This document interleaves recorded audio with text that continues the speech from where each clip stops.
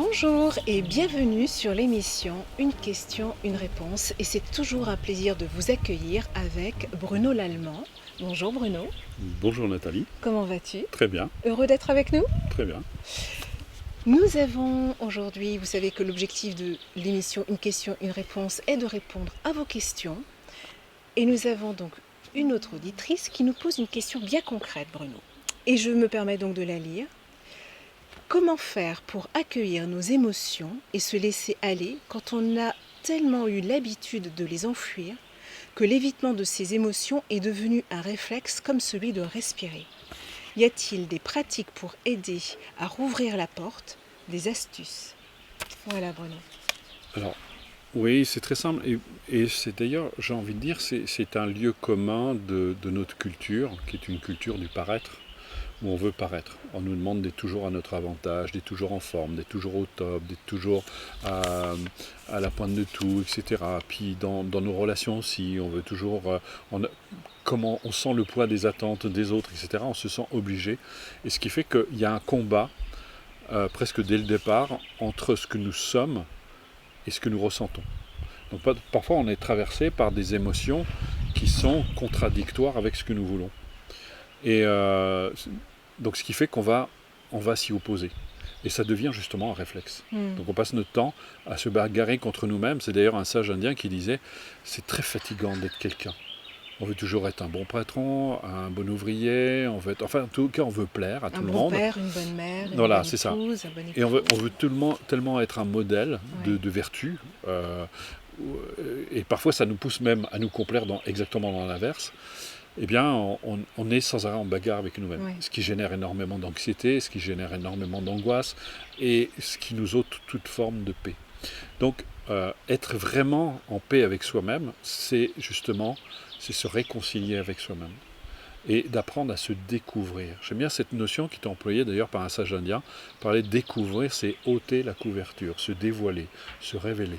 Et ça, mais c'est vraiment la pratique de la méditation et d'autres pratiques qui vont nous aider justement à progressivement découvrir cet univers intérieur qu'est le nôtre. Nous, notre conscience, elle est complètement tournée vers l'extérieur, et c'est pour ça qu'on ne veut pas entendre parler de tout ce qui se passe en nous, des émotions, des sensations, de ce qu'on peut ressentir, même au niveau du corps. Comme je me plais à le répéter souvent, le corps ne cesse de nous envoyer des informations pour nous prévenir, que ce soit des signes de fatigue, que ce soit des signes de troubles, etc. Et aujourd'hui, même par rapport à la maladie, on combat la maladie, alors que en fait la maladie, c'est une information que nous donne le corps. Et qu'est-ce qu'on fait? On va voir le médecin, on va se bourrer de médicaments pour enfouir en fait ces informations que nous donne le corps. On va prendre des médicaments très forts pour ne pas ressentir et continuer à avancer, mais c'est au détriment de notre santé à long terme. Même si sur le coup on obtient un résultat, le migraine a disparu, etc., on a réussi à endormir en fait le symptôme. Mais on est exactement dans la même position qu'une personne qui est dans une voiture et elle voit que ça clignote, il y a un manque d'huile, elle retire l'ampoule qui clignote. Ça ne viendrait pas à l'idée de faire ça. Mais nous, c'est exactement ce qu'on fait. D'accord. Et donc, avec les émotions, c'est pareil. Pour nous, les émotions sont de véritables étrangères, alors que émotion, étymologiquement, ça veut dire mettre en mouvement. Quelqu'un qui sait accepter ses émotions n'est pas quelqu'un pour autant d'emporter.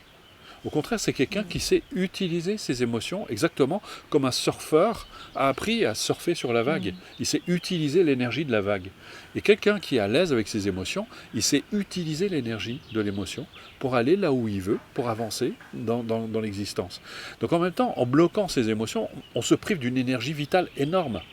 Et en plus, ce qui est extraordinaire, c'est qu'on utilise cette énergie pour se bagarrer contre ses émotions. Donc, encore une fois, je reviens à cette notion, c'est d'aller vers un processus de familiarisation, d'apprendre à se familiariser avec soi-même, de faire connaissance avec soi, et ça doit se faire très graduellement, très progressivement. Par exemple, dans Ressources Actualisation, on propose toute une méthodologie où les gens apprennent de manière très graduelle, étape par étape, à être à l'écoute du corps, à apprendre à observer leur respiration, le souffle, à pacifier le mental, à pacifier les émotions, à élargir leur champ de conscience, à stabiliser aussi la conscience pour justement ne plus être emporté par les émotions. Alors l'autre problème qui se passe, c'est qu'on a l'idée, comme on refoule nos émotions, on les combat, c'est parce qu'on a peur d'être submergé par nos émotions. Ah oui. C'est justement Ouais. parce qu'on leur donne une réalité qu'elles n'ont intrinsèquement pas. D'accord. En fait, c'est une illusion. Même si sur le moment on a l'impression, parce qu'effectivement ça paralyse l'intellect, ça me fait toujours penser à l'étudiant qui a l'examen, qui perd tous ses moyens C'est clair. parce que justement il se bagarre contre son émotion. C'est pas l'émotion qui est un problème. Parce que si on accepte l'émotion, elle s'élève à la conscience, un peu comme un nuage qui s'élève dans le ciel et il s'en va. Elle ne reste pas dans le champ de conscience. Et ça nécessite un entraînement, ce qu'on appelle un entraînement de l'esprit, qui va nous permettre d'acquérir davantage de stabilité, et ce qui fait que l'émotion va simplement nous traverser. Comme je dis souvent, il y a une différence entre ressentir et éprouver une émotion et être emporté dans l'émotion. C'est pas la même chose. Et ça s'acquiert, ça s'apprend par la pratique. Merci en tout cas de cette réponse pour cette auditrice. J'espère qu'elle aura pu trouver des réponses justement. Merci Bruno et je te dis à très bientôt. À Et très à très bientôt. bientôt vous aussi. Merci. Au revoir. Au revoir.